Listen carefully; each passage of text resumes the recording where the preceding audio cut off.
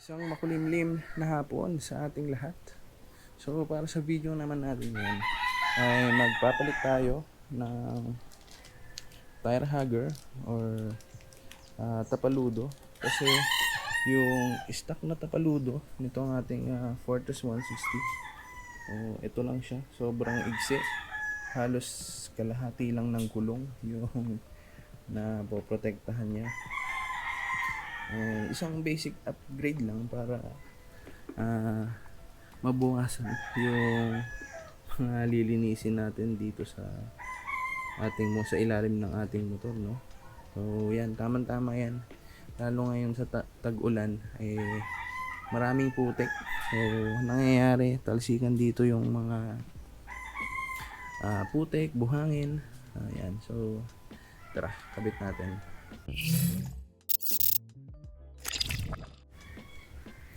So sa pagtanggal nitong stock na tire hugger natin, meron siyang 3 bolt. So nandito yung isang bolt sa may tabi ng CVT.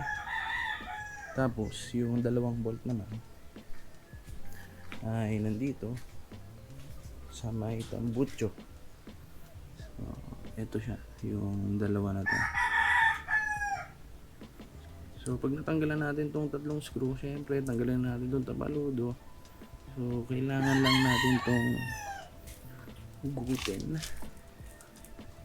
Ito, kasi meron tong nakapasok na sakit. Ay, sabit pala. Yun.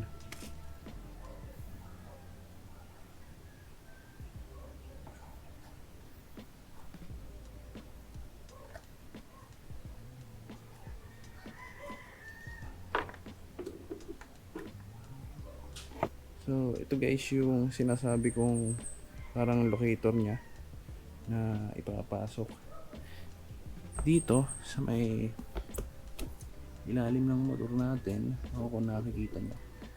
So dito so, may butas yan. So kailangan mo natin ipasok dyan. Tapos ikabit natin yung 3 screw. Quick comparison lang sa dalawang tapaludo. So dito sa kanan, ito yung stock nating tapaludo. So dito sa kaliwa, ito yung binili ko at ikakabit natin sa ating Fortress 160. So nga pala guys, yung tapaludo na to ay para sa mga ADV 150. Again guys, ADV 150. So yung tapaludo na ADV 160, iba na yun guys. So kung balak nyo rin bumili at magkabit ng bagong tapaludo, so kuha lang kayo yung mga tapaludo na para sa ADV 150. Kapag kabit naman guys nitong bagong tapaludo natin, dito ako pumesto sa kanan ng motor, so sa may bandang tambucho. Tapos sukunan natin to. Ayan. So ang unang step, ipasok natin tong locator dito, yung parang pin dun sa may socket. Kabit ko muna.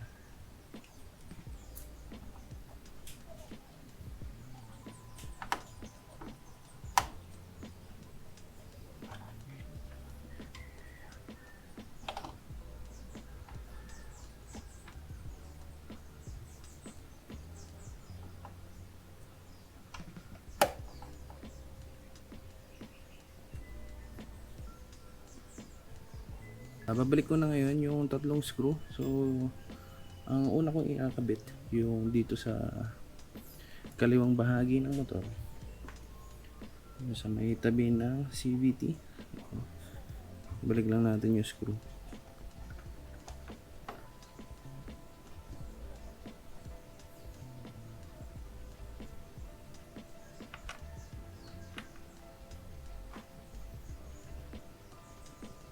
So dito naman sa kanang bahagi ng motor, so kakabit na natin yung 2 screw na tinanggal natin.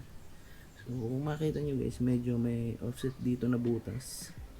So hindi siya tapat na tapat, pero pwede naman siyang i-adjust. So diskartehan nyo na lang. Yan.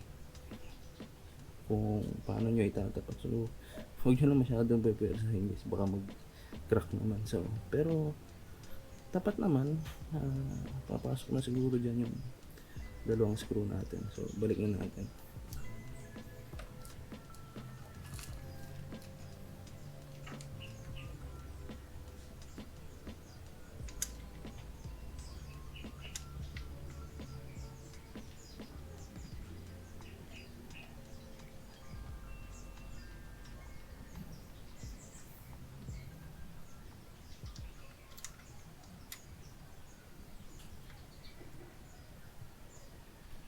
Dito naman sa kabila, baka makalimutan nyo guys yung brake hose. Kasama yan dito sa screw ha. Ayan, balik na lang natin.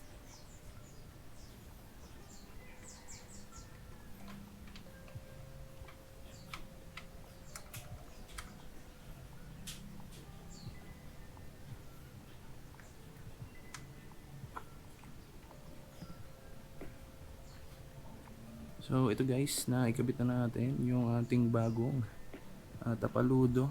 So tingnan natin. So hindi naman siya tumatama dito sa ating shock. Natin sa gulong. Feeling ko okay naman. Wala namang sumasabit. Natin dito sa kabila.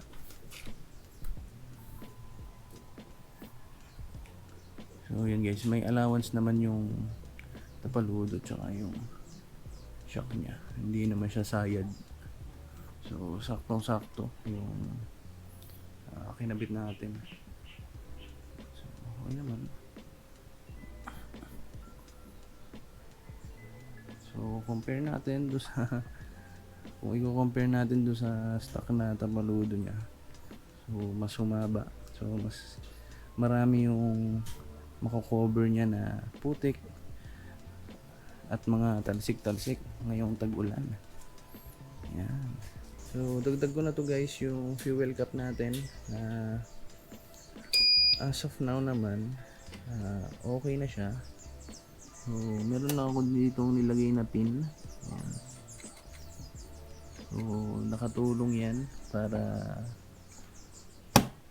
hindi na siya pumakat sa tuwing binubuksan. So alam ko na experience din to ng ibang Fortress 160 user. So kung meron nga kayong ganitong issue, yung pumapakat yung fuel cap, so nakita ko lang yung technique na to kay Sir Vic. Tagain nyo lang dito. Ayan, pukpuin nyo lang dito. So wag nyo nang sundutin ng kung ano-ano, kasi baka magasgas lang tong yung fuel cap. So pag inopen nyo dito, so okay na yun. Kung sakaling nakapakat siya, chop nyo lang dito sa banda na to, angat na yan. So huwag nyo na sundutin guys. So yun lang.